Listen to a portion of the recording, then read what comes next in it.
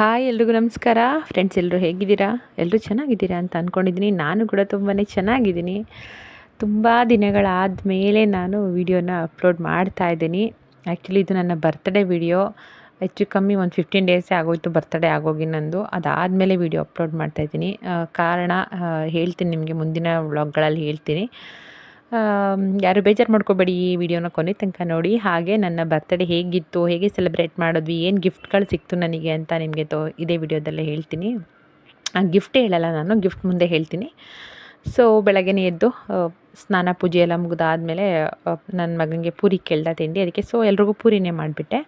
ಅದಾದಮೇಲೆ ದೇವಸ್ಥಾನಕ್ಕೆ ಹೋಗಬೇಕಾಗಿತ್ತು. ನನ್ನ ಮಗನ ಸ್ಕೂಲಿಗೆ ಬಿಟ್ಬಿಟ್ಟು ಹಾಗೆ ದೇವಸ್ಥಾನಕ್ಕೆ ಹೋಗೋಣ ಅಂತ ಹೋಗ್ತಾಯಿದ್ವಿ.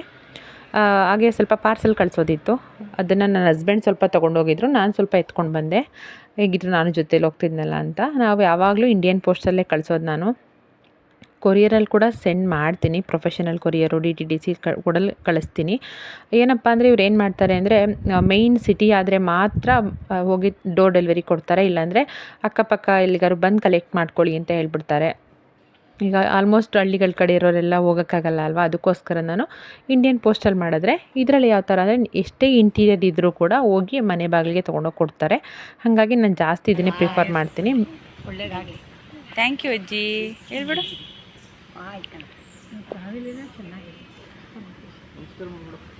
ಪಾಪ ನಮಸ್ಕಾರ ಮಾಡ್ಬಿಡು.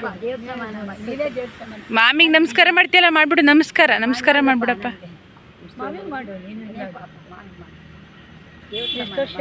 ಒಂದು ವರ್ಷದಿಂದ 3 ತಿಂಗಳು.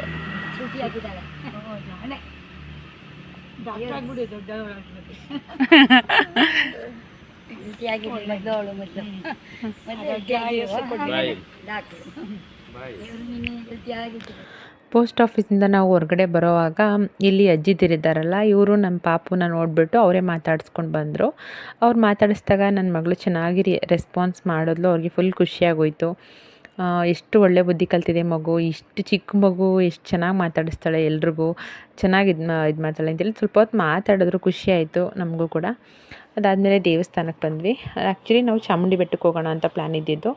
ಬಟ್ ನನ್ನ ಮಗನಿಗೆ ಸ್ಕೂಲ್ ರಜಾ ಹಾಕ್ಸೋಕ್ಕಾಗಲ್ಲ, ಅವನು ಸ್ಕೂಲ್ ಕಳಿಸಿದ್ವಿ. ಅವನ್ನ ಬಿಟ್ಟು ಹೋಗಬೇಕು ಚಾಮುಂಡಿ ಬೆಟ್ಟಕ್ಕೆ ಹೋದರೆ ಅಂತ ಹೇಳಿ, ಸರಿ ಇಲ್ಲೇ ಮಾರುತಿ ಟೆಂಪಲ್ಗೆ ಹೋಗೋಣ ಅಂತ.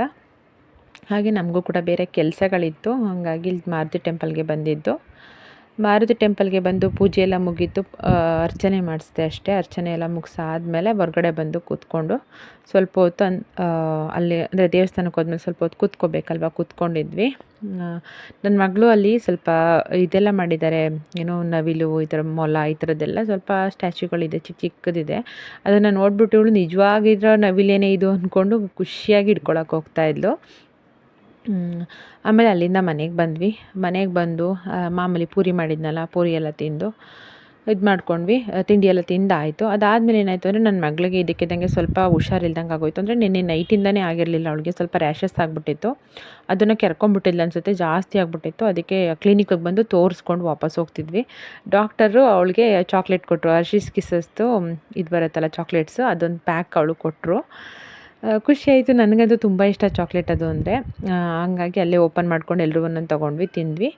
ಅದಾದಮೇಲೆ ಬರಬೇಕಾದ್ರೆ ಪಾಪುಗೆ ಹೊಸ ಬಟ್ಟೆ ತೊಗೊಳ್ಳೋಣ ಅಂತ ಅನ್ನಿಸ್ತು. ನನ್ನ ಮಗಳಿಗೆ ಮಾತ್ರ ತೊಗೊಳೋಕ್ಕೆ ಅಂತ ಬಂದೆ. ನನ್ನ ಮಗನಿಗೆ ಹೊಸ ಬಟ್ಟೆ ಇತ್ತು, ಹಾಗಾಗಿ ಮಗಳಿಗಿರಲಿಲ್ಲ ಅಂತ ಒಂದು ಬಟ್ಟೆ ತೊಗೊಳ್ಳೋಣ ಅವಳಿಗೆ ನನ್ನ ಬರ್ಡೇಗೋಸ್ಕರ ಅಂತೇಳಿ ನಾನೇ ಬಂದೆ ಇಲ್ಲಿಗೆ. ಬಂದು ಸ್ವಲ್ಪ ಬಟ್ಟೆ ಎಲ್ಲ ತೊಗೊಂಡೆ ಅವಳಿಗೆ, ಒಂದು ಫ್ರಾಕು ಹಾಗೆ ಟೀ ಶರ್ಟ್ ಥರದ್ದೆಲ್ಲ ಸ್ವಲ್ಪ ಬೇಕಾಗಿತ್ತು ರೆಗ್ಯುಲರ್ ಯೂಸ್ಗೆಲ್ಲ ಅಂತ ಹೇಳಿ ತೊಗೊಂಡೆ. ಅಲ್ಲಿ ಒಂದು ಅವರು ಡಿಸ್ಪ್ಲೇ ಮಾಡಿರ್ತಾರಲ್ಲ, ಹೇರ್ ಬ್ಯಾಂಡು, ಹೆಡ್ ಬ್ಯಾಂಡ್ ಎಲ್ಲ ಇರ್ತಲ್ಲ, ಅದೆಲ್ಲ ತೊಗೊಂಬಿಟ್ಟು ಹಾಕ್ಕೊಂಬಿಟ್ಟು ಖುಷಿಯಾಗಿ ಓಡಾಡ್ತಿದ್ಲು. ಮನೆಗೆ ಬಂದುಬಿಟ್ವಿ. ಅದಾದಮೇಲೆ ನಾವು ಅದು ಮುಗಿಸ್ಕೊಂಡು ಮನೆಗೆ ಬಂದ್ವಿ. Friends, welcome back. ಸಂಜೆಯಿಂದ ಮತ್ತೆ ವೀಡಿಯೋನ ಕಂಟಿನ್ಯೂ ಮಾಡ್ತಾಯಿದ್ದೀನಿ. ಬೆಳಗ್ಗೆ ನನಗೆ ವೀಡಿಯೋ ಕಂಟಿನ್ಯೂ ಮಾಡೋಕ್ಕಾಗಲಿಲ್ಲ, ದೇವಸ್ಥಾನದಿಂದ ಬಂದಾದಮೇಲೆ ನಮ್ಮ ಕೆಲಸ ಇತ್ತು. ಅದ್ರ ಜೊತೆಗೆ ಏನಾಯ್ತಪ್ಪ ಅಂದರೆ, ನನ್ನ ಮಗಳಿಗೆ ಒಂದು ಸ್ವಲ್ಪ ಹುಷಾರಿಲ್ಲ, ಅವಳಿಗೆ ಸ್ವಲ್ಪ ರ್ಯಾಷಸ್ ಥರ ಆಗಿಬಿಟ್ಟಿತ್ತು, ಇನ್ಫೆಕ್ಷನ್ ಆಗಿಬಿಟ್ಟು.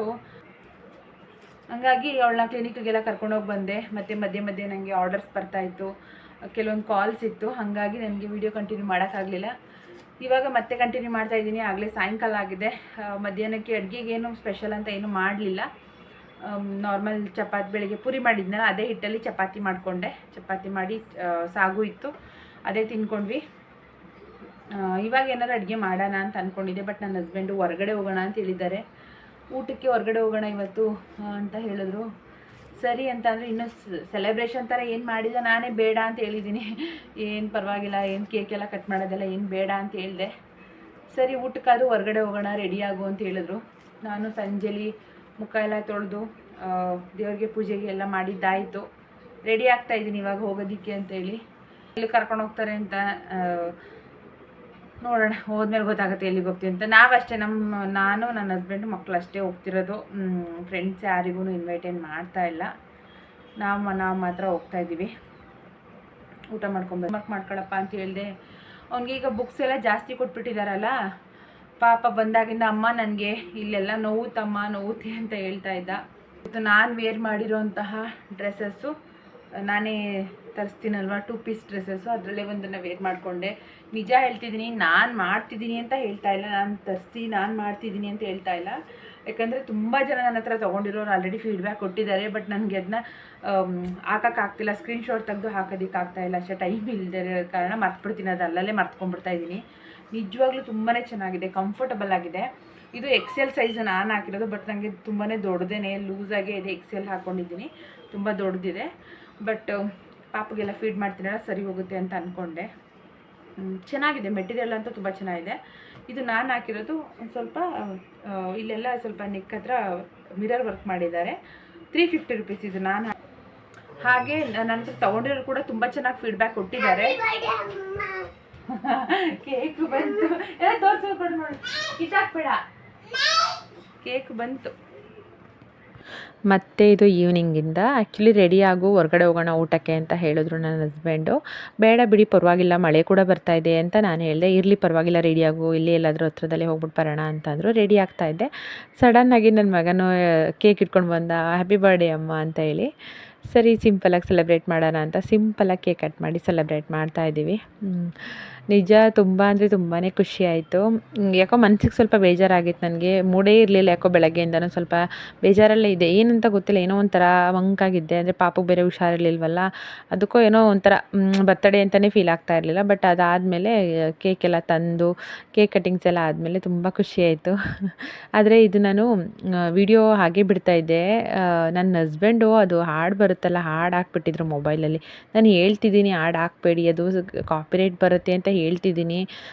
ಕಾಪಿರೈಟ್ ಬರೋದಿದ್ರೆ ವಾಯ್ಸ್ ಕೊಟ್ಕೊ ನೀನು, ಇಲ್ಲಿ ಹಾಡು ಹಾಕ್ಬಾರ್ದ ಬರ್ತಡೇ ಅಂದಮೇಲೆ ಅಂತೇಳಿ ಹಾಡು ಹಾಕಿದ್ರು. ಸರಿ ಅವ್ರಿಗೆ ಯಾಕೆ ಬೇಜಾರು ಮಾಡೋದು ಅಂತ ನಾನು ಸುಮ್ಮನಾದೆ. ಆಮೇಲೆ ನೋಡಿ ನೀವು ಗಮನಿಸ್ಬೋದು, ಆಲ್ಮೋಸ್ಟ್ ನಾವೆಲ್ಲರೂ ಸಿಮಿಲರ್ ಆಗಿರೋ ಕಲರಲ್ಲೇ ಬಟ್ಟೆ ಹಾಕಿದ್ದೀವಿ. ಅದು ಅನ್ಎಕ್ಸ್ಪೆಕ್ಟೆಡಾಗಿ ಹಾಕಿರೋದು, ಬೇಕು ಅಂತ ಹಾಕಿರೋದಲ್ಲ. ನಾನು ಬೆಳಗ್ಗೆ ಒಂದು ಡ್ರೆಸ್ ವೇರ್ ಮಾಡಿದ್ದೆ, 2 ಪೀಸ್ ಸೆಟ್ಟು. ಅದೇ ಸಾಕು ಅಂದ್ಕೊಂಡಿದ್ದೆ. ಈಗ ನೈಟ್ ಊಟಕ್ಕೆ ಹೋಗೋಣ ಹೊರಗಡೆ ಅಂತ ಹೇಳಿದ್ರೆ, ಇನ್ನು ಅದೇ ಡ್ರೆಸ್ಸಲ್ಲಿ ಹೋಗೋಕೆ ಅಷ್ಟು ಚೆನ್ನಾಗಿ ಅನಿಸಲ್ಲ ಅಂತ ಹೇಳಿದಾಗ ಹಸ್ಬೆಂಡು ಮಾಮೂಲಿ ಅವರು ಪ್ರತಿ ವರ್ಷ ಅದೇ ಬಟ್ಟೆ ತೊಗೊಳಕ್ಕೆ ದುಡ್ಡು ಕೊಡ್ತಾರಲ್ವ, ಸರಿ ಇಲ್ಲೇ ತೊಗೊಳ್ತೀನಿ ಅಂತೇಳಿ ನಾನು ತರಿಸಿರೋದೇ ಒಂದು ಡ್ರೆಸ್ಸು, 3 ಪೀಸ್ ಸೆಟ್ಟು. ತುಂಬ ಚೆನ್ನಾಗಿದೆ, ಮಸ್ಲಿನ್ ಫ್ಯಾಬ್ರಿಕ್ದು, ತುಂಬ ಚೆನ್ನಾಗಿದೆ. ಹಾಗಾಗಿ ಅದೇ ಒಂದು ಡ್ರೆಸ್ನ ನಾನು ವೇರ್ ಮಾಡಿದೆ. ಈ ಡ್ರೆಸ್ ನನಗೆ ತುಂಬ ಇಷ್ಟ ಆಗಿತ್ತು, ನೋಡಿದ ತಕ್ಷಣವೇ ಅದಕ್ಕೆ ಕಂಫರ್ಟಬಲ್ ಆಗಿದೆ, ಹಾಗಾಗಿ ವೇರ್ ಮಾಡಿದೆ. ನನ್ನ ಮಗ ಕೂಡ ಅನ್ಎಕ್ಸ್ಪೆಕ್ಟೆಡ್ಲಿ ಅದೇ ಡ್ರೆಸ್ಸು ನನ್ನ ಮಗಳಿಗೆ ತೊಗೊಂಡು ಬಂದು ಮಧ್ಯಾಹ್ನ ಶಾಪಿಂದ ತೊಗೊಂಡು ಬಂದಿದ್ದ ಡ್ರೆಸ್ ಅದು. ಅದನ್ನು ಹಾಕ್ಕೊಂಡು ಎಲ್ಲರೂ ರೆಡಿಯಾಗಿದ್ವಿ, ಇದೇ ಹಿಂಗೆ ಹೋಗೋಣ ಅಂತ ಹೇಳಿ.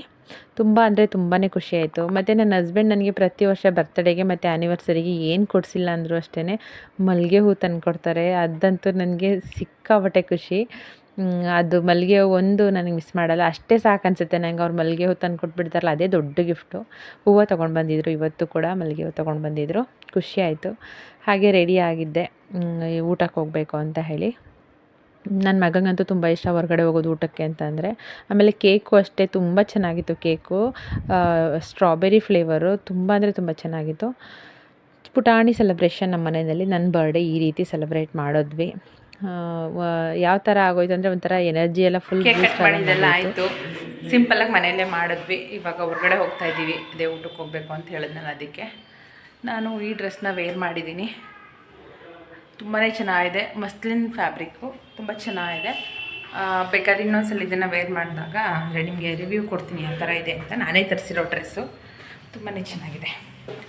ನೀವು ಹೋಗೋಣ, ಎಲ್ಲಿಗೆ ಹೋಗ್ತೀವಿ ಅಂತ ತೋರಿಸ್ತೀನಿ, ನಿಮ್ಮನ್ನು ಕರ್ಕೊಂಡು ಹೋಗ್ತೀನಿ. ನಾವಿವಾಗ ಹೊರಟ್ವಿ ಮನೆಯಿಂದ.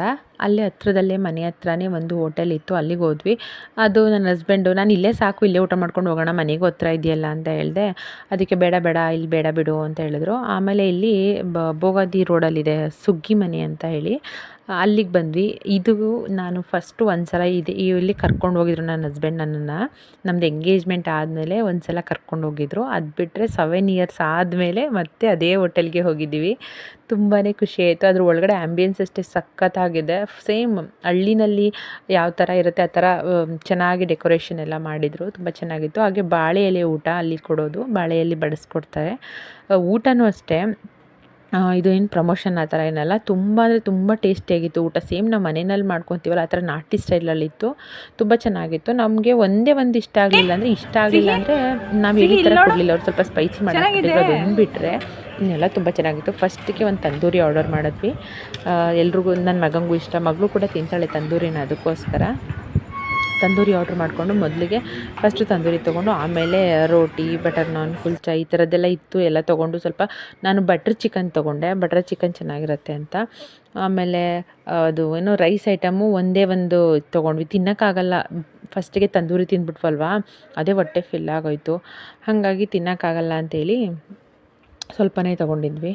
ತುಂಬ ಚೆನ್ನಾಗಿತ್ತು, ಊಟ ಅಂತೂ ಸಖತ್ತಾಗಿತ್ತು. ಹಾಗೆ ಅಲ್ಲಿರೋ ಸ್ಟಾಫು ಅಷ್ಟೇ, ಈಗ ಪಾಪು ಇದ್ದಾಳಲ್ವ, ತುಂಬ ಗಲಾಟೆ ಮಾಡ್ತಾಯಿದ್ಲು, ಊಟ ಮಾಡೋಕ್ಕೆ ಕೊಡ್ತಾ ಇರಲಿಲ್ಲ ಅಂತೇಳಿ. ಪಾಪ ಅಂಕಲ್ಲು ಅವ್ರು ಹೋಟೆಲವರೇ ಅವಳನ್ನ ಹಿಡ್ಕೊಂಡು ವಾಕ್ ಮಾಡಿಸ್ತಾಯಿದ್ರು. ಅವಳು ಸುಮ್ಮನೆ ಎಲ್ಲರ ಹತ್ರ ಹೋಗೋದೆ, ಸುಮ್ಮನೆ ಎಲ್ಲರ ಹತ್ರನೂ ಹೋಗೋದೇನೆ, ಸುಮ್ಮನೆ ಆರಾಮಾಗಿ ಓಡಾಡ್ಕೊಂಡು ಆರಾಮಾಗಿದ್ಲು. ನೀವು ಊಟ ಮಾಡಿ, ನಾವು ನೋಡ್ಕೊತೀವಿ ಅಂತ ಹೇಳಿದ್ರು. ತುಂಬ ಅಂಕಲ್ಲು ಅವಳ ಜೊತೆ ಚೆನ್ನಾಗಿ ಆಟ ಆಡ್ತಾಯಿದ್ರು. ಅವಳು ಎಲ್ಲರ ಹತ್ರ ಚೆನ್ನಾಗಿ ಹೋಗ್ತಾಯಿದ್ಲು. ನನ್ನ ಹೋಟೆಲಲ್ಲಿ ಇದ್ದಂತಹ ಎಲ್ಲ ಸ್ಟಾಫ್ಸು ಅಷ್ಟೇ ಅವಳ ಜೊತೆ ಆಟ ಆಡಿದ್ರು, ಒಂದೊಂದು ರೌಂಡ್ ಕರ್ಕೊಂಡು ಹೋಗ್ಬಿಟ್ಟು ಬಂದರು. ನಮಗೇನಂತ ಇದು ಅನ್ನಿಸ್ಲಿಲ್ಲ. ಆಮೇಲೆ ಬಟ್ಟೆಗೆಲ್ಲ ಮಾಡ್ಕೊತಿದ್ಲು, ಮತ್ತು ಊಟ ಮಾಡೋಕ್ಕೆ ಬಿಡ್ತಾ ಇರಲಿಲ್ಲ, ಎಲ್ಲ ಕಲಸಿಡೋದು ಈ ಥರ ಮಾಡ್ತಿದ್ಲು. ಅದಕ್ಕೆ ಅವರು ಕರ್ಕೊಂಡೋದ್ರು. ಆಮೇಲೆ ನನ್ನ ಮಗ ಐಸ್ ಕ್ರೀಮ್ ತೊಗೊಂಡು ಬಂದ. ಐಸ್ ಕ್ರೀಮ್ ಬೇಕು ಅಂತೇಳಿ ಐಸ್ ಕ್ರೀಮ್ ತೊಗೊಂಡು, ಅವರು ನಾನು ಬೇರೆ ತೊಗೋ ಐಸ್ ಕ್ರೀಮ್ ಅಂತ ಹೇಳಿದ್ದೀನಿ, ಅವರು ಹೇಳಿದ್ದಕ್ಕೆ ಅವನೇ ತೊಗೊಂಡು ಬಂದುಬಿಟ್ಟಿದ್ದಾನೆ. ಬಂದು ತಿಂತಾಯಿದ್ರು ಅಣ್ಣ ತಂಗಿ ಇಬ್ಬರೂ. ಫೈನಲಿ ನಮ್ಮದು ಊಟ ಇನ್ನೇನು ಮುಗೀತು. ಊಟ ಆದ ತಕ್ಷಣ ಅಲ್ಲಿ ಎಲೆ ಅಡಿಕೆ ಎಲ್ಲ ಅವರೇ ಕೊಡ್ತಾರೆ ಹಾಕ್ಕೊಳ್ಳೋದಕ್ಕೆ. ನಂಗೆ ಅದೊಂದು ಖುಷಿ ಆಯಿತು. ಬಾಳೆಹಣ್ಣು, ಎಲೆ ಅಡಿಕೆ, ಸುಣ್ಣ ಎಲ್ಲ ಕೊಟ್ಟಿದ್ದರು. ಅಲ್ಲೇ ಎಲೆ ಎಲ್ಲ ತಿಂದು ನಾವು ಊಟ ಮುಗಿಸ್ಕೊಂಡು ಬಂದ್ವಿ. ನಿಜವಾಗ್ಲೂ ಬಜೆಟ್ ಫ್ರೆಂಡ್ಲಿ, ತುಂಬ ಚೆನ್ನಾಗಿದೆ. ಟೇಸ್ಟ್ ಅಂತೂ ಸಖತ್ತಾಗಿತ್ತು. ನಾಟಿ ಸ್ಟೈಲಲ್ಲಿ ಮಾಡಿದರು, ತುಂಬ ಚೆನ್ನಾಗಿತ್ತು. ಯಾರಾದರೂ ಮೈಸೂರಲ್ಲಿರೋರು ಬೆಸ್ಟ್ ರೆಸ್ಟೋರೆಂಟ್ ಬೇಕು ಅಂದರೆ ಆರಾಮಾಗಿ ಹೋಗಿ, ಇಲ್ಲಿ ಚೆನ್ನಾಗಿದೆ. ನನಗೆ ಪರ್ಸ್ನಲ್ ಒಪಿನಿಯನ್ ಇದು, ನಾನು ಯಾವುದೇ ರೀತಿ ಪ್ರಮೋಷನ್ ಆ ಥರ ಏನಿಲ್ಲ, ನನಗೆ ಪರ್ಸ್ನಲಿ ಇಷ್ಟ ಆಯಿತು, ಅದಕ್ಕೋಸ್ಕರ ಹೇಳ್ತಾ ಇದ್ದೀನಿ ಅಷ್ಟೇ. ಆಮೇಲೆ ಅಲ್ಲಿಂದ ಮನೆಗೆ ಬರ್ತಿದ್ವಿ. ಅಲ್ಲಿ ಯಾಕೋ ಐಸ್ ಕ್ರೀಮ್ ಸರಿ ಹೋಗಿಲ್ಲ ಅಂತ ಹೇಳಿ ಮತ್ತೆ ಮನೆ ಹತ್ರ ಬರ್ತಾ ಇಲ್ಲೊಂದು ಬೇಕ್ರಿನಲ್ಲಿ ಐಸ್ ಕ್ರೀಮ್ ತೊಗೊಂಡ್ವಿ. ನೈಟು 11 ಗಂಟೆ ಆಗಿಬಿಟ್ಟಿತ್ತು. ಎಲ್ಲ ಶಾಪು ಕ್ಲೋಸ್ ಆಗಿತ್ತು. ಬಟ್ ಇದೊಂದೇ ಶಾಪ್ ಓಪನ್ ಇದ್ದಿದ್ದು, ಹಾಗಾಗಿ ಅಲ್ಲಿಂದ ತೊಗೊಂಡು ಮನೆಗೆ ಬಂದ್ವಿ. ಅಲ್ಲಿ ನೋಡಿದ್ರೆ ನನ್ನ ಮಗ ಇನ್ನೂ ಹೋಮ್ವರ್ಕೇ ಮಾಡಿರಲಿಲ್ಲ. ಮನೆಗೆ ಬಂದ್ವಿ, ಮಲ್ಕೊಳ್ಳೋಣ ಅಂತ ಹೋಗ್ತಿದ್ವಿ. ಅಮ್ಮ ನಾನು ಹೋಮ್ವರ್ಕ್ ಮಾಡಿಲ್ಲ, ಹೋಮ್ವರ್ಕ್ ಮಾಡಿಸು ಮೊದಲು ನನಗೆ ಅಂತಂದ. ಆಗ ಸ್ವಲ್ಪ ಅವ್ನಿಗೆ ಹೋಮ್ವರ್ಕ್ ಮಾಡ್ಸೋಣ ಅಂತ ಕೂತ್ಕೊಂಡೆ. ಲೇಟಾಗಿ ಹೋಗಿತ್ತಲ್ವ, 11 ಗಂಟೆ ಮೇಲೆ ಆಗೋಗಿತ್ತು. ಆದರೂ ಬರಿತೀನಿ ಅಂತ ಅವನೇ ಅಷ್ಟೊಂದು ಕಾನ್ಫಿಡೆಂಟಾಗಿ ನಾನು ಬರಿತೀನಿ ಹೋಮ್ವರ್ಕ್ ಮಾಡಿಸು ಅನ್ಬೇಕಾದ್ರೆ ನಾನು ಮಾಡಿಸಲ್ಲ ಅನ್ನೋದು ತಪ್ಪಾಗುತ್ತಲ್ವಾ.